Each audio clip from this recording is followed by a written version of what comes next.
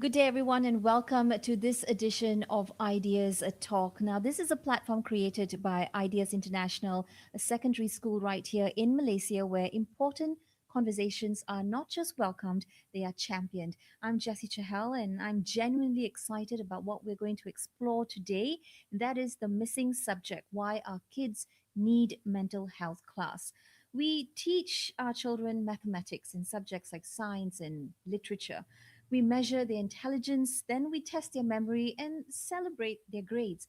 But how often do we equip them or give them the tools to navigate grief, or to understand and manage anxiety, or to even ask for help when the weight of the world feels too heavy?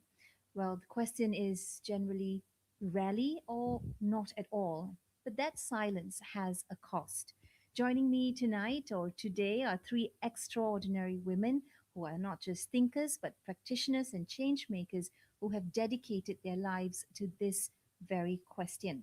And I'd like you to help me welcome Raman Sidhu, joining us via Zoom, CEO of Octava Foundation, philanthropic leader in education, as well as board director right here at Ideas International. She invests her time in the belief that education done right can change the, the trajectory of a child's life. Well, also joining us is a familiar face to many, Deborah Henry, TV host, public advocate, and founder of the Fugee organization. She's a champion for the voices that often go unheard within our education system, as well as Pam Gunaratnam, founder of Humankind and a licensed professional counselor with over 20 years of experience in community mental health. She's also the person responsible for the mental health program right here at Ideas International. Welcome, ladies.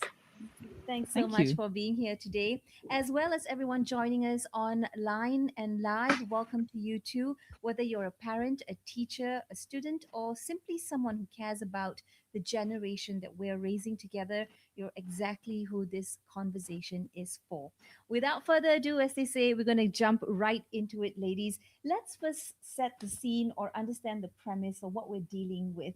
How did we get to this point in which children's mental health, is this a crisis that is new, or is it something that we've ignored long enough and only realizing now? Raman, I'm going to start with you first.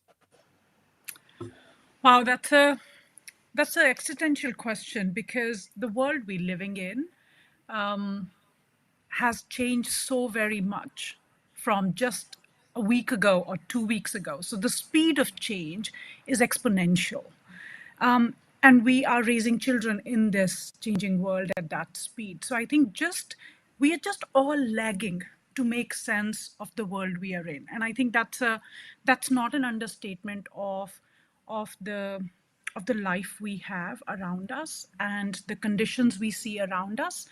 Near or distant, we have all that information available. So even though they could be happening, these things could be happening in the distance, they all affect us.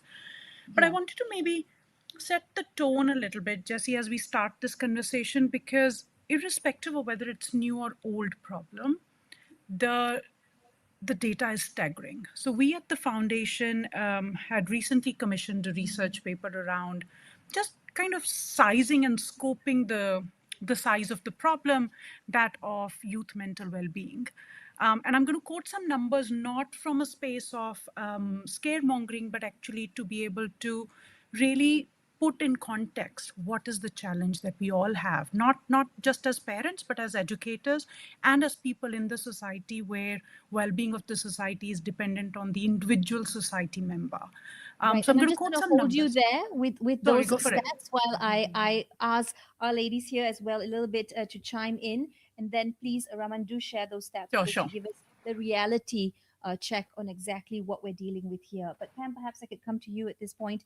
How did we get here for someone who has been in the ecosystem and understanding, children's mental health and its evolution, if you will? How are we here at this point? Yeah, I would definitely say it was a very slow build up. So maybe just to reference a little bit of stats, Malaysia has a national health and morbidity survey, and every 5 years they sample mental health with young people and adolescents. So if you look at the survey that results in 2017 versus what is the recent one, which was in 2020, 2022, you will see almost a 10% jump. So previously would be a 1% jump. And then in 2017, where it was about 16%, 17%, and in 2022, it became 28%. So it definitely escalated. And what we feel has, you know, made the escalation is really COVID and the things that happened during COVID to children. So Buddy Bear is one of the initiatives that we started, and Buddy Bear is a psychosocial line that children call. So they're the ones that actually make the calls. They're the ones that actually speak to us. And at first it was very much around the anxiety of, are we going to get sick? Is my parents going to get sick? My sister's coughing a lot. Do you think she might die? And then from that into anxiety around the financials, as parents were losing jobs, financial situations were getting worse.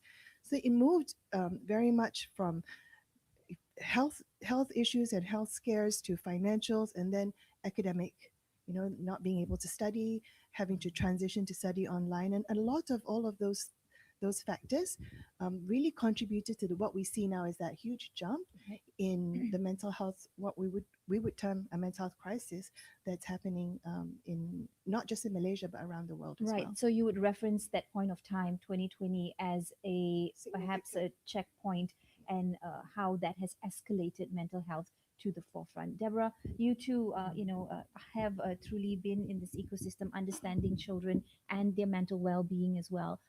How do you see this? Is that the same viewpoint you share with Pam? Absolutely. Like, so Fuji's been around for 17 years now. So the touch point with our students, and of course, speaking about what does a refugee child go through, being marginalized but also displaced, right? So that's an additional layer that we can discuss. But COVID absolutely was an accelerant. It just brought a lot of things to the forefront, and uh, harder to ignore, for example. I would also add on the role of social media. Um, it's more accessible. Everyone has a smart device. Even if you're marginalized, you often will have a phone because it's your mode of communication and connection with others, with family members.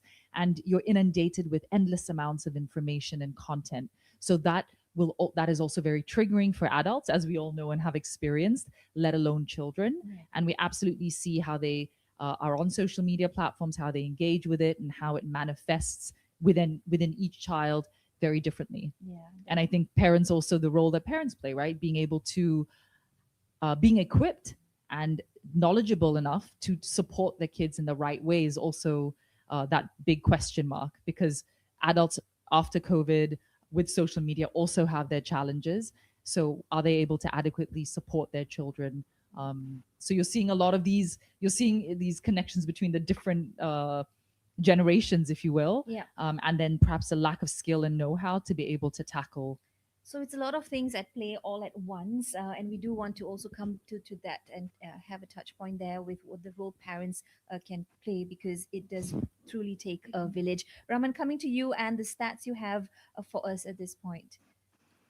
Fabulous. Thank you. And I think I just wanted to probably just double click on the stats that Pam was sharing from Malaysia. So I can maybe give you contrasting data here from Singapore, because that's where I live.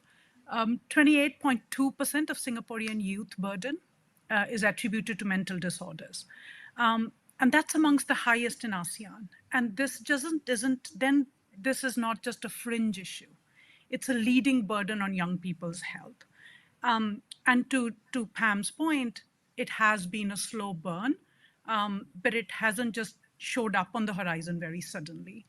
1 in 3 young people in Singapore, aged between 15 to 35, report severe or extremely severe symptoms of depression, anxiety, or stress. This is, mind you, self-reported. But even if you kind of come out of Singapore and you look at some of the global data, 88% of those with mental disorder remain undiagnosed before the age of 18. So the system is actually missing almost everyone who needs its support. So our health system also hasn't evolved at the speed that it had to globally. I mean, this isn't a Singapore-based data. And 75% of lifetime mental health disorders emerge before the age of 25. And that's why the conversation we are having today around secondary school age group or the adolescent age group, because IDEA is a secondary school, is really, really important, because we are not accidentally missing equipping children with mental well-being. We are actually missing it by design. And I think that's a consideration worth having in schools around that gap.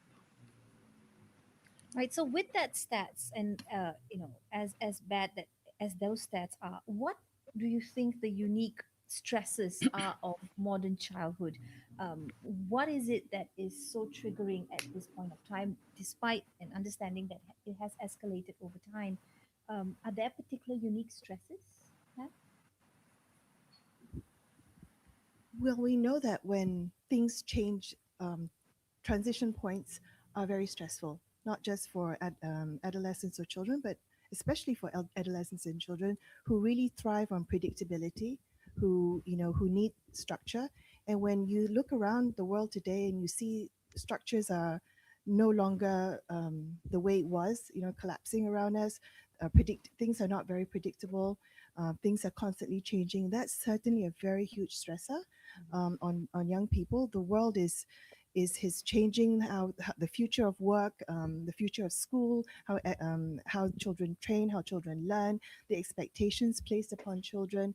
These are definitely things that impact children's well-being. The other piece of that is, as we become more and more dependent on social media or chatbots and things like that, AI.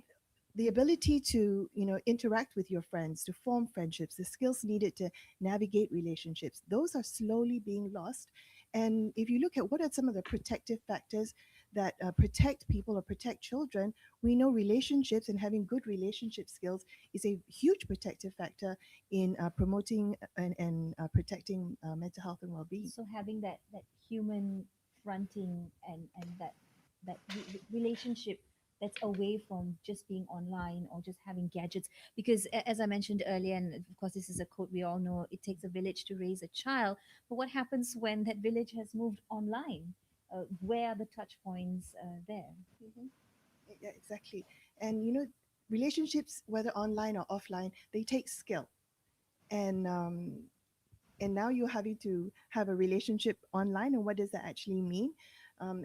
And that's also something that children are also trying to figure out, and it's not always safe. Imagine, so I'm having to do this, and I'm having to learn how to do this, and in an environment that it's constantly shifting and also not very safe. Right. Yeah. At the Fugee school, what are you seeing are issues, Deborah, that are overwhelming for children on a daily basis? Well, so I think children in general, as Pam contextualized, those are the challenges children around the globe are facing, right?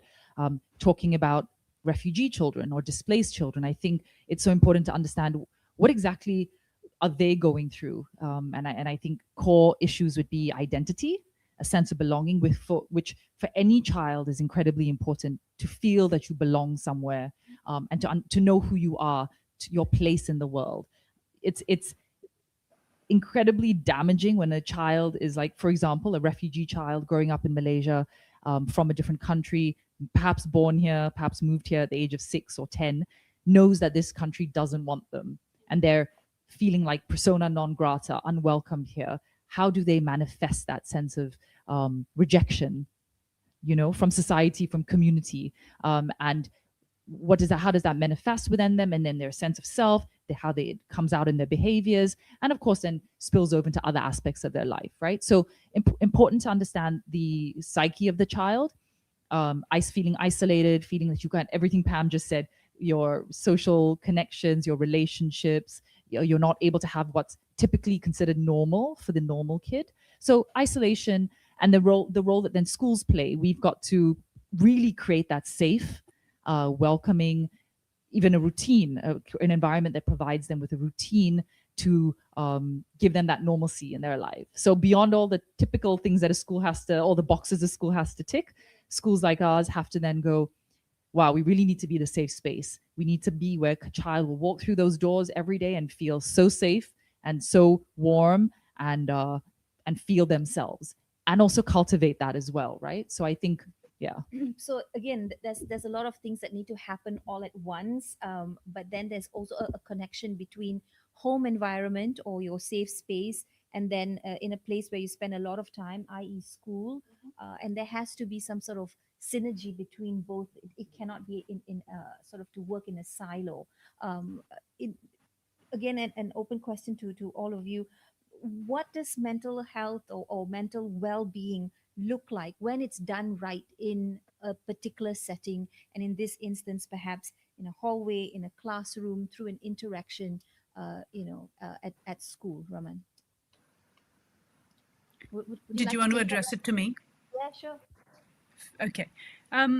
And I think maybe it's a framing question, and I would actually, I'm looking at Pam directly because it seems very difficult to be in a conversation where we have an expert and I'm speaking around mental health.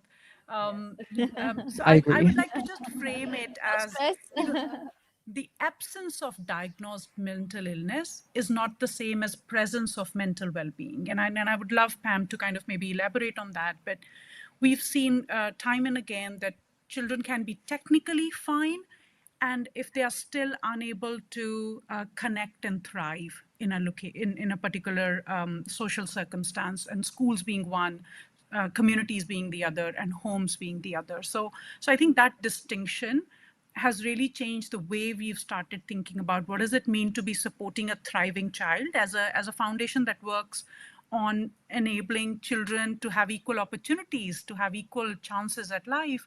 We've actually rethought of what is the value of academic success, but it you can't achieve academic capacity or academic success without being emotionally safe, without the child being emotionally regulated and feeling well connected. So I think we've come to a stage where learning and well-being are not two separate tracks. And mental health and mental illness is distinct from feeling mentally well. And I'm sure Pam could add more kind of flavor and technical details to that. Sure, Raman. Thanks for that. I just want to quickly, at this point out that we have viewers joining us online worldwide, and we've got lots of questions coming through. Just wanted to quickly go to this question as we address the same thing, and this comes from a teacher who says, "How do we foster better mental health in a culture when students are low performing?" So, before a diagnosis can even happen, there are already a set of challenges to navigate through, Pam. So, bullet questions to you now. A lot happening at the same time. Diagnosis. Are children also self-diagnosing via social media platforms who seem to know it all? Yeah, so with social media and the availability of a lot of mental health information available to children now, it's yes, we often see children either calling us or speaking to us about, I went online and I think I have this, or sometimes they even just tell their parent or tell the teacher, I have this, right? I have this or that. um, just because you people know about mental health or know about mental illness doesn't necessarily mean they understand it. And so I feel like although the awareness is great, the understanding about what mental illness is and mental health is still actually quite new. Now, in terms of diagnosis, we as professionals we actually very much veer away from diagnosing children and adolescents simply because their brains are still developing. Boys and girls are different. Their rate of development is different.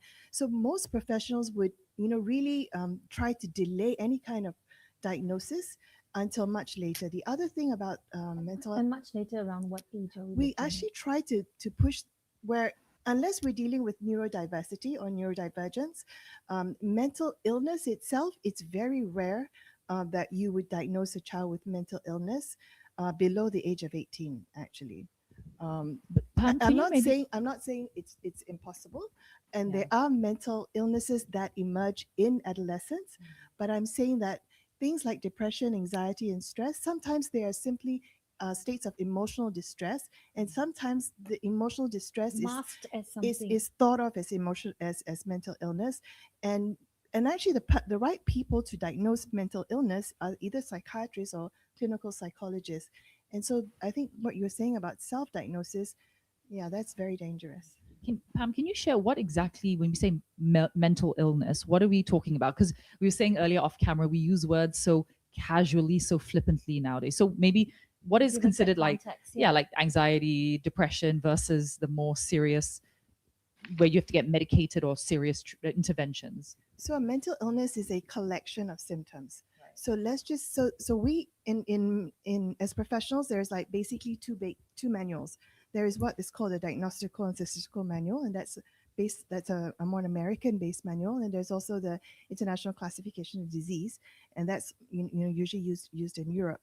And so think of it as like I'm going to use it in a very loose way, but think of it as like a physician's desk reference book where I have a fever, I have a sore throat, I have a runny nose. That those collection of symptoms then means you have the cold or you have the flu, or I have this collection of symptoms, and therefore with these collection of symptoms, that means you can be diagnosed with that particular thing. It's the same thing with mental illness. They're simply different collections of symptoms that then now becomes a diagnosable condition. And one of the things that is very important across the diagnostic manuals is pervasiveness. So it's not just I feel bad today, but there has to be a time frame. So there has to be in some situations it's a consistent thing over 2 weeks. In some situations it could be a consistent thing over a month or so. So different conditions, there is, it's not just the symptoms, but how long the symptoms prevail, and to the impact and to the amount of impact on daily functioning. So there are different categories that then make up that collection that then says, okay, you have this mental illness. Does that make sense? So is it just simply what we know from a surface level, words like anxiety, depression? Is it just that, or does it run much deeper? And could it also have overlapping diagnosis? Yes. So comorbidity, you meaning?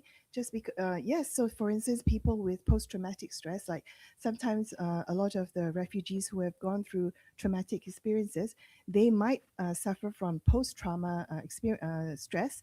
And together with that, that might be depression. So depression is categorized as feelings of hopelessness, thoughts of, of harming yourself, thoughts of, not being able to see hope, not being able to make sense, not be able to think positively. So there are different thought indicators. And so can they also come together in two different diagnoses? Yeah, that Can definitely happen. happens. How has your journey, basically in a school setting, working, with children, face fronting, to bring up the conversations about mental health and then advocate for mental well-being as well in the school? Are there anything that you pick up on in terms of conversations with the kids so that it could act as an indicator? So we're constantly having to work, and I think you touched on this earlier, with all the different stakeholders Yeah. in trying to help the child. And I use this phrase: in order to help a child, you have to help the parents. In order to help the parents, you have to help the community. So these circles get bigger, and you need their support. We're dealing with the challenge for us. We're dealing with the challenges or the issues the child is facing, and but then we also have to then seek support from the home, and the parents often Need everyone's buy-in. and they're dealing with their own challenges. You perhaps some communities maybe struggle with illiteracy or lack of understanding, the cultural differences, sensitivity towards language and the sort of words we use. So I think earlier you want to solve this issue, but you've got about 5 other issues before that you need to get. They're struggling to pay rent. So you constantly, for us to be very, and I'm not expert on this, so I shall let Raman and Pam take that lead, but we're constantly juggling the challenges on the ground. And when you are living in poverty or on the edge of poverty, there's just so much more to consider, which is why mental health often gets pushed. There's no time to think about how you feel. There's just time for survival or time to make it work. And I think this is perhaps the perspective of the adults, the parents often, until things reach a point that are so extreme and so dire that you can't ignore it anymore. And often we see cases when the child is cutting themselves, or it's manifesting its way in a real threatening way that cannot be ignored, where then even the parent is scared, and then they come to you and you're able to engage them. But I was saying earlier to Pam off camera that something we do even on our counseling room, we name it coaching and counseling and coaching and care. So even the language around how people interact with these services is incredibly important. Yeah, thanks for that, Deborah. What is basically needed by a school environment or a school setting to navigate through mental well-being for children, to make it not just accessible, to not make it just affordable, but to make it part of its system, part of a daily, everyday routine, Raman? Thank you for that question, and such an important question, because our children spend good 12 years of their precious life in school settings. And I'll probably break it down from 2 constructs. One as how do we think of it at ideas, and the other is how, as a parent, my son is now 22 years old, and what are some of the lessons I have learned over the years as a parent, and also working with educators and working with social workers who work with children. 3 really simple things stand out from the research and from ground experience. One is children thrive and learn through interactions. So, me going and saying to a child, you can trust me, means nothing to a child until unless the child feel that I have shown up consistently for them. Every interaction with them is safe and consistent, and that I care and I'm listening and they have a voice. So interactions is through what children are expressing and connecting to the world. And I think that's a really important construct, because very quickly when we think about mental well-being, we start thinking about the curriculum that we have to download into the child, the mental health literacy that they need.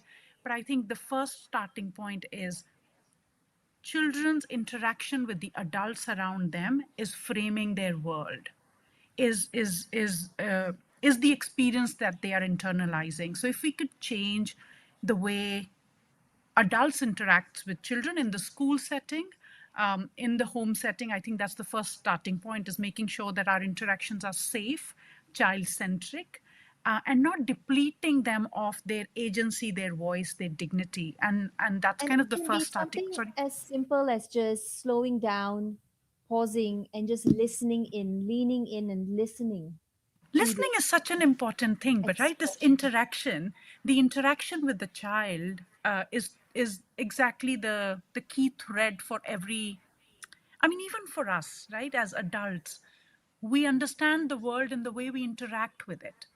And for a child, adults are the shaping environment. adults are the protective environment, so to speak, because the schools are not made up of bricks and mortar and books. Schools are made up of adults around them that are stewarding them. So I think that's a really, really important lesson there.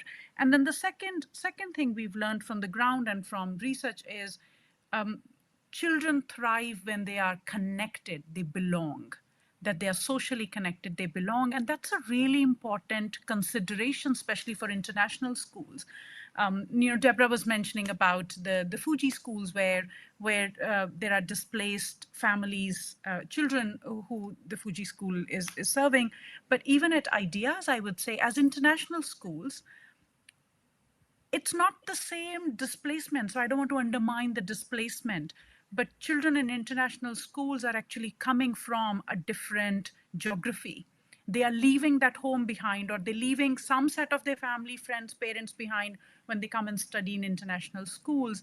And when they come to an international school in this very sensitive, adolescent, early youth window, um, it's even more difficult for them to belong, to find belonging, to find friends, to engage with peers. So I think international students is a double-edged. The international environment in international schools can be a double-edged sword. We have to be very, very extra considerate about the children's mental well-being getting affected by their experiences of finding the connectedness, changing school in this age of secondary school age group, and the readiness for the future.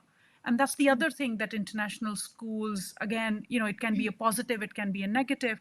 We are facing a lot of academic pressures in international schools that's stemming from the investment parents are making in their children, or the eagerness to kind of thrive in a competitive world, so on and so speak. So that leads in as well. And then we have to be considerate of the academic pressures.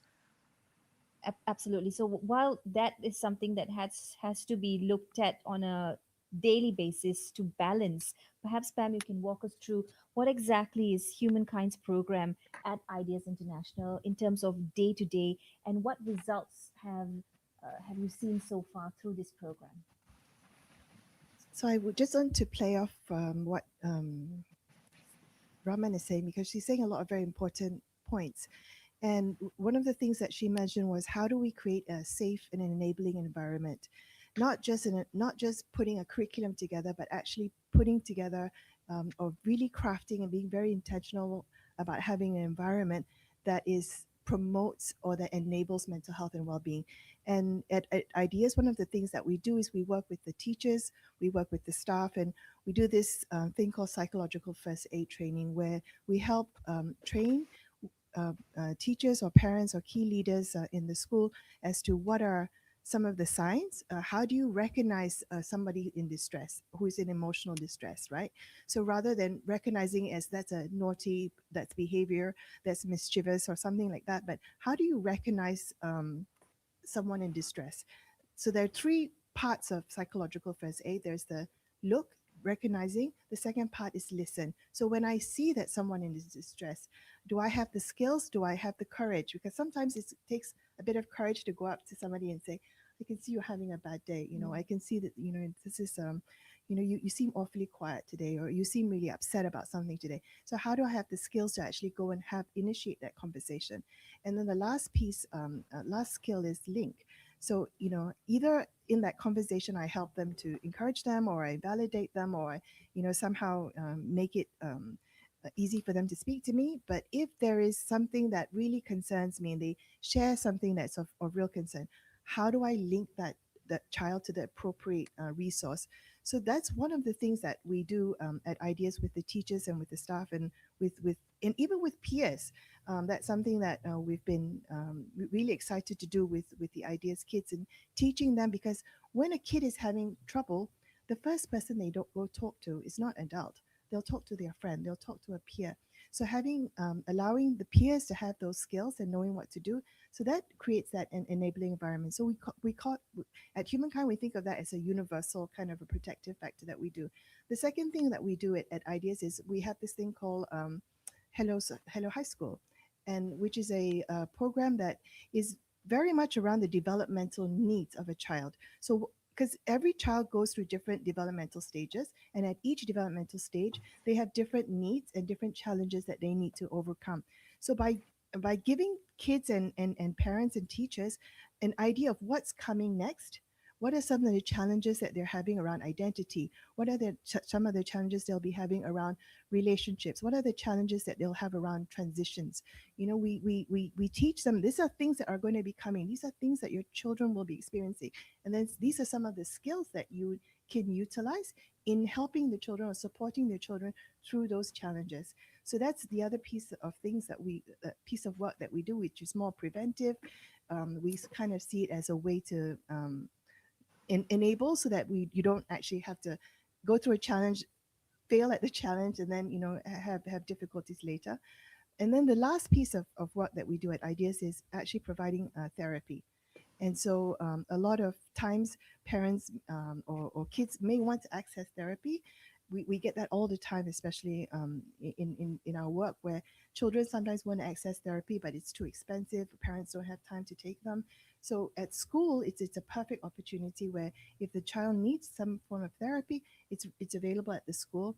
They can come, drop in, speak to one of the speak to a counselor. And so that is another piece of work that we do. And where needed, also sometimes teachers or parents or we also do assessments, because our team at Ideas are both counselors and clinical psychologists, and so we do offer assessments for learning difficulties and learning disabilities. Yeah. But as we've been speaking as well, that it is the wholesome or holistic approach, that it must have an environment that's connected between home and school as well. And as our viewers online are sending in their questions, one question has popped up, and that is, how do we start talking about mental health at home, particularly for parents to really understand how they can get the ball rolling? Because Yeah. yes, yes, because No, Raman's a parent as well. yes, please chime in, Raman, if you have the answer to that. But just from a counselor's point of view, how can parents initiate that conversation? I A lot of the times, actually, when with kids, what they tell us is they try to tell their parents, and what they find is parents is shutting them down, or parents minimizing. And so if your child is bringing up the topic, oh, my friend was very depressed, or I think I have this, and it can be very scary. I'm a parent. I have three children, right? So when a child may be bringing this up, it might make you a bit worried, like, oh goodness. So it's very easy for us as parents to maybe shut it down, or shut the conversation down, or tell them, be stronger, don't be like your friend, or something like that. But instead of doing that, maybe inviting the conversation. Tell me more about that. What are you curious about? What is it that you're wondering? Tell when you say this, what does it actually mean for you? So I would say parents can make it a more safe and open conversation. And honestly, also, if you as a parent are worried about something, find time to sit down, look, and maybe take them out to lunch, or take them out for ice cream and something, and say, I've been hearing a lot of this stuff going on social media, or this has been happening at one of the schools in Malaysia, and I'm wondering whether you're experiencing this. But really, taking that time to initiate those conversations purposefully, intentionally, in a safe space. I think those would be my starting points as a parent. Thanks so much, Pam. Do you have anything to add to that, Deborah? I mean, I would add that whether we like it or not, and the pendulum is swung. Our kids are exposed to everything mental health. They're learning. You either be part of that journey with them, or the internet is going to be that teacher, Yeah, for better or for worse, right? Replace that role to a large extent, and that's not a good thing. And so parents are, as Pam said, you're afraid, you're scary, you don't feel like you have the tools, you're learning as well. But I think you have to kind of approach it from, there's a few different angles. I mean, even if I speak for my own family, my father only recently kind of could process and digest what, childhood trauma was for like family members, because before that, it's fine, you'll survive, you're resilient.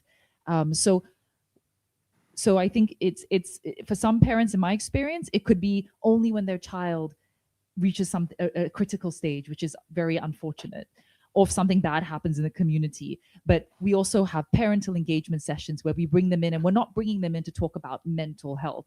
We're talking about many other things, English classes, cooking classes, fun projects for their children and the community. And we, as Pam said earlier, we embed lessons and principles and thought process in there. So you've got to be creative in how you approach it. Yeah. Everyone learns differently. But that's tricky, being creative in the approach, because generally with Asian families as well, it's a bit of a hard wall to knock down. So how do you have those conversations without dismissing their cultural values that are so different as well, and create a platform or an urgency to share that these issues matter?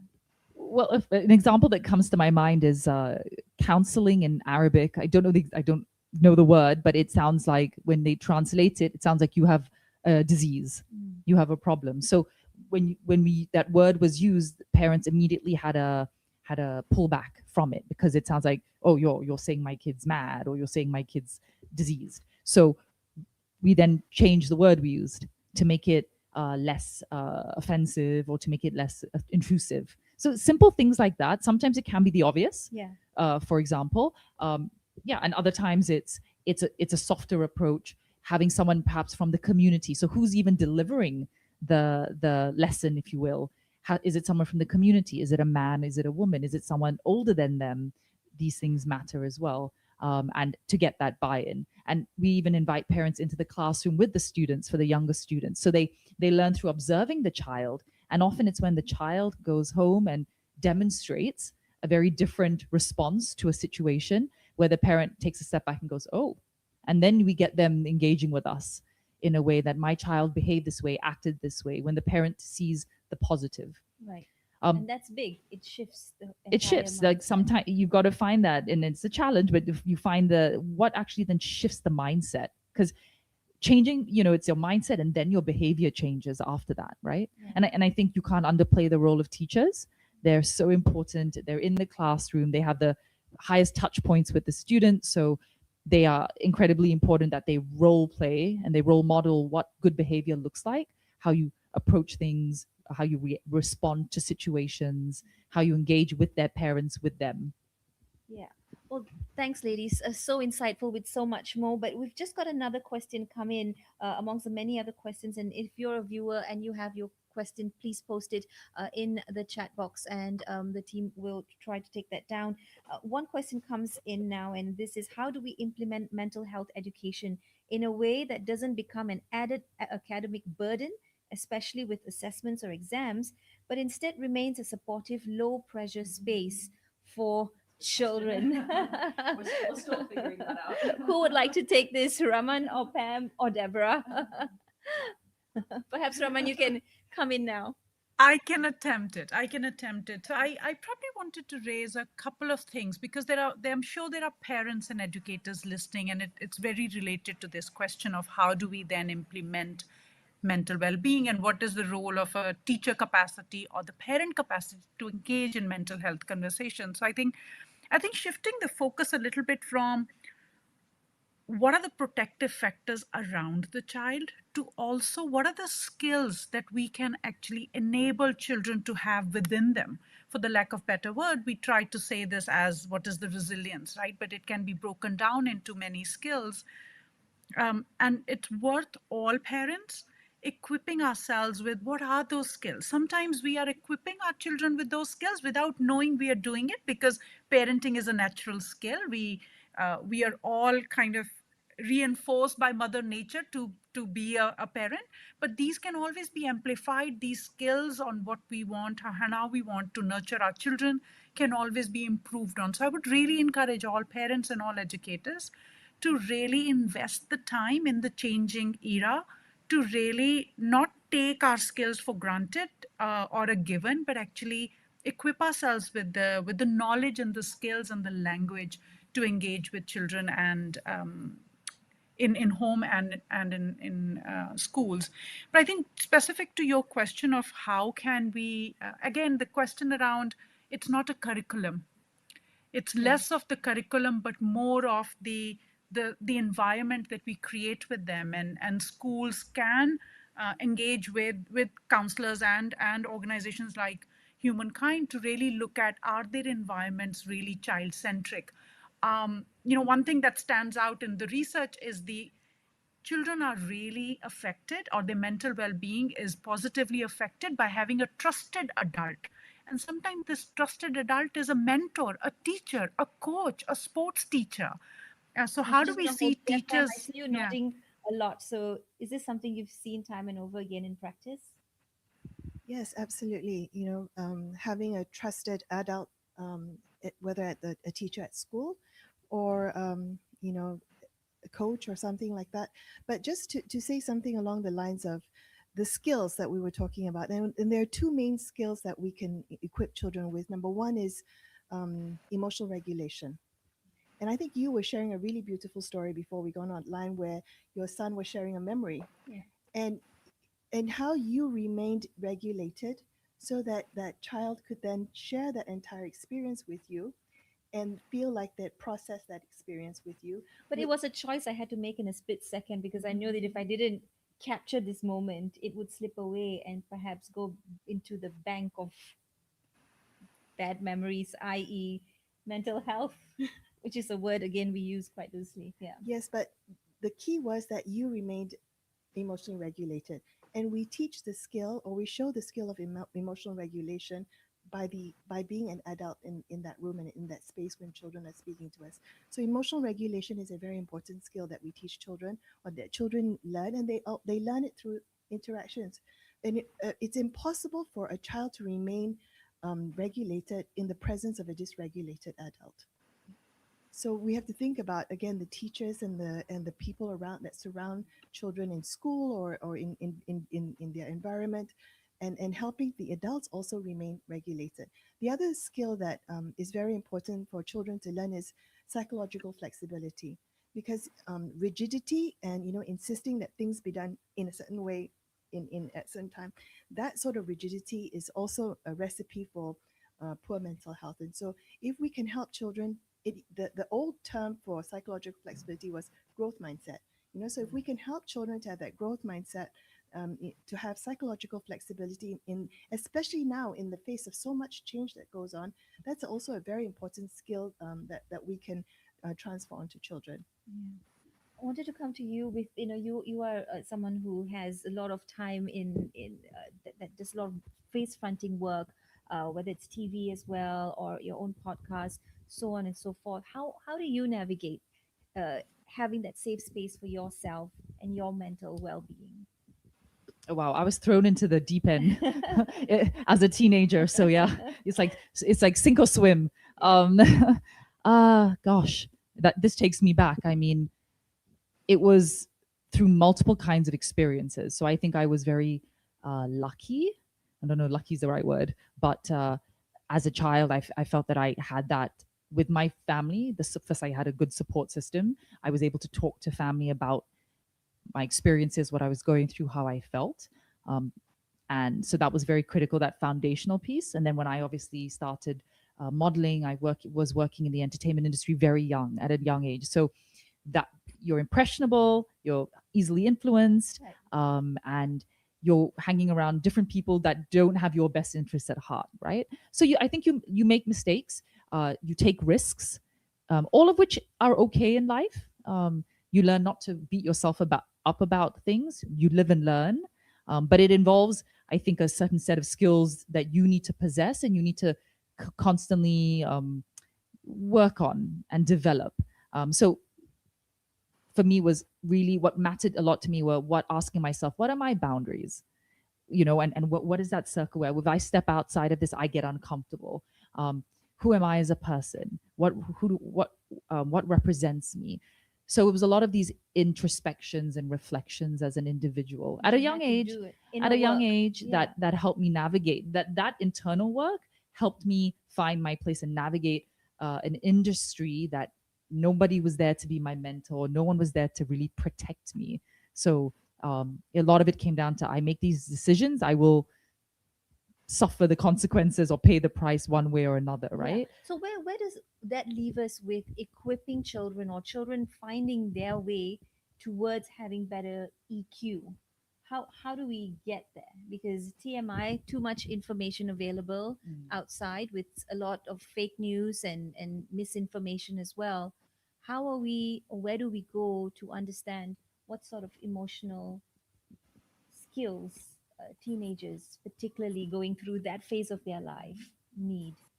Looking at you at this point, Pam. I see Raman nodding, and I was curious whether she had a response. No, I think Pam, what you were raising around the emotional awareness and regulation, self-awareness and self-regulation, and I think it doesn't happen in one lesson, Jesse. It's a constant reinforcement of these skill sets at different age. So being age appropriateness in what we expect our children to showcase as skills and what they can really internalize and manifest. So there's a different level of executive functioning in early years and then moving into socio-emotional competency in the later years, 21st century problem solving in even later years when they are in their secondary school and post-secondary school. So I would say let's be age appropriate in the skills that we want the children to have. And I think schools are a great place to kind of learn these new skills, new exposures. We don't build these skills are really different from content mastery of science, maths, and language, for example. Skills come from a space of having an exposure to it, having participating in things that build those skills. So I would say there's a lot of room in schools and in homes to really giving children the exposure under which these skills can be developed. So team plays, team sports, dance, music, having abilities to go out and to kind of take a walk in the nature. So there are so many things. Being able to experience, be able to sit still, not by being told you have to sit still, but you feel like sitting still when you are in nature, for example. So I think skills come from a space of experience, and giving our children the enrichment experience after school clubs, beyond the classroom settings is also a really important way of enriching children with ability and room to learn these experiences and thus build those skills. Yeah.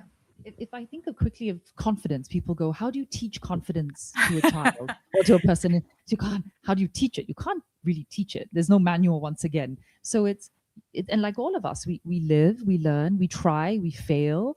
And I always say confidence builds confidence. It's the little steps that baby you take steps, one. that, and however whatever the outcome is of that, somehow it takes you, it moves you a step forward. And so, like Raman said, are you creating in your home, in your school, are you creating that nurturing environment where a child feels safe enough to try, to explore, to ask questions, to learn, to fall, to fail?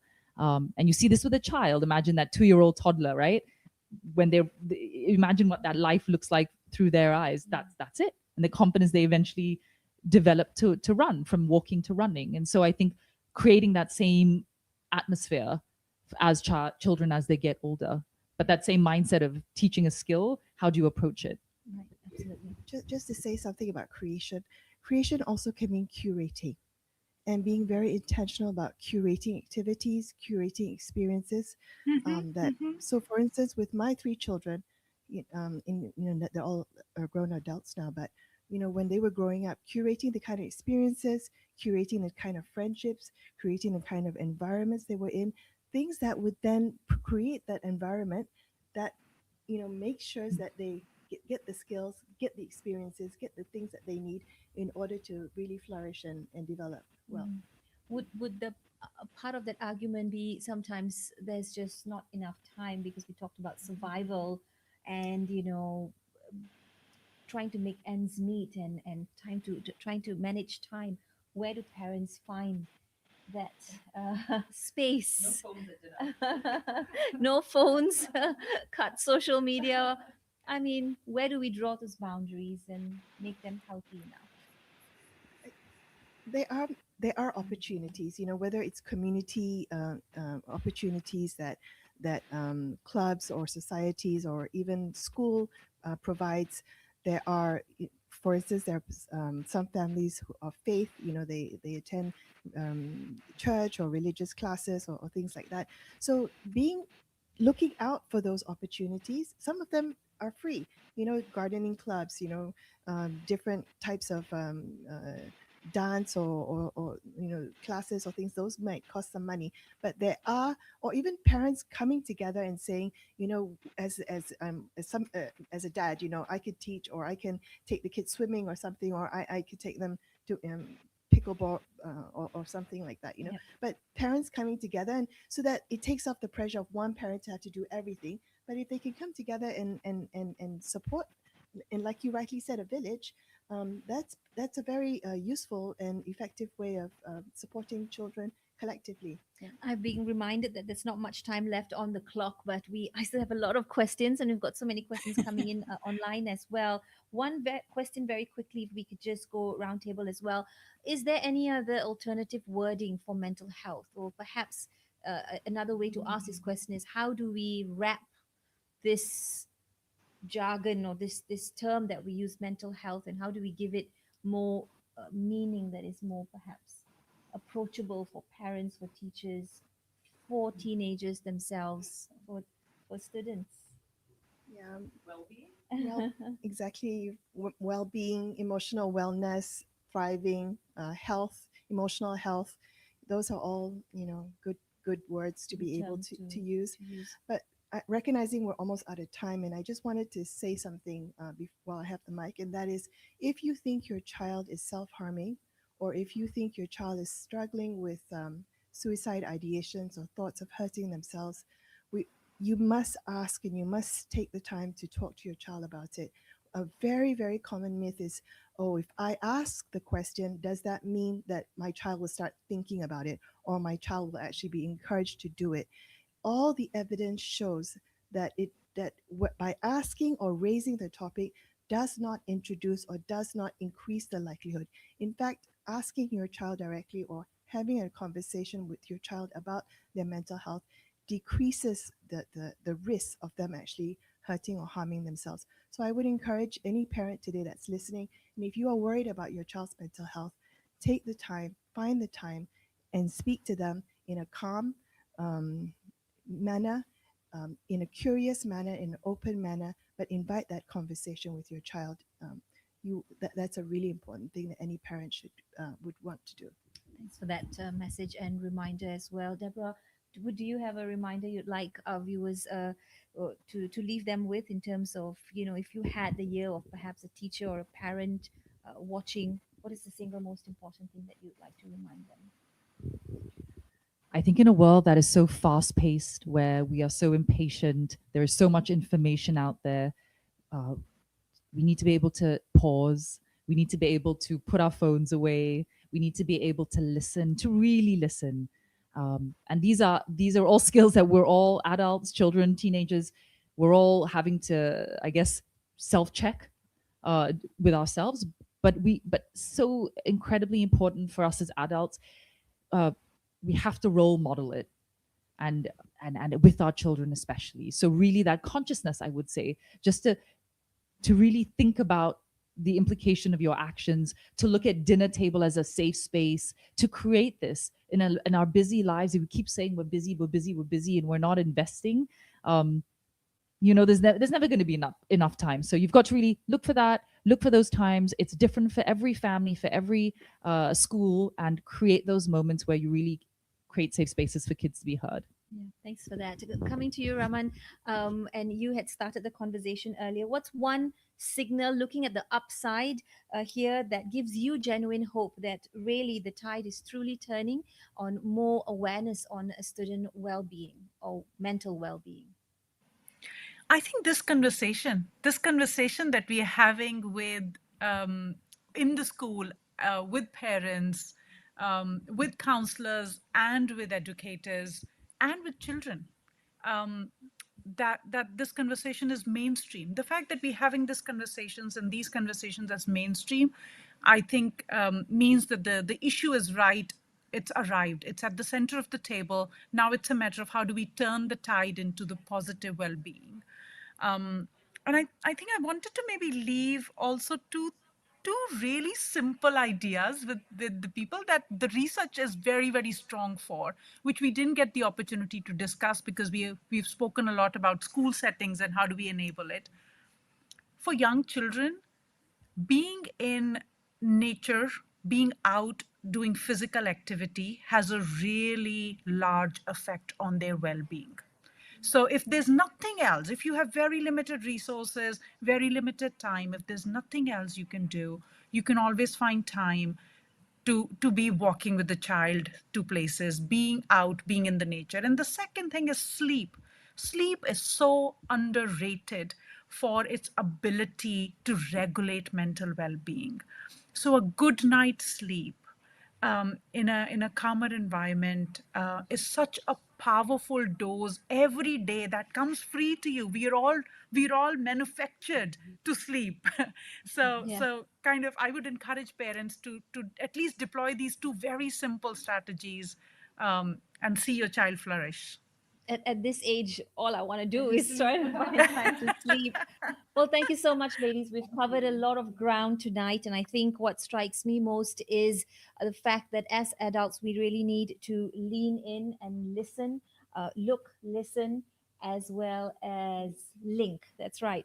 And it comes down to paying attention and giving our children that time of a safe space, of quiet time as well, and to really lean in and to understand what is going on in their world, as well as to understand how we can regulate ourselves better. So thank you very much for your honesty, your expertise, and of course your willingness to show up for children who need people like you fighting in their corner. Thank you very much for that. And to everyone who's joined us online as well, thank you for being part of this conversation. Thanks for your questions. Perhaps today, go back and ask your child how they're really feeling, not just about school, but about life in general, and then truly listen to truly understand. With that, we wrap up this edition of Ideas Talk. It's been a great session. We ran a few minutes over time, but thank you very much for joining us. Till we see you next time. Take care. Bye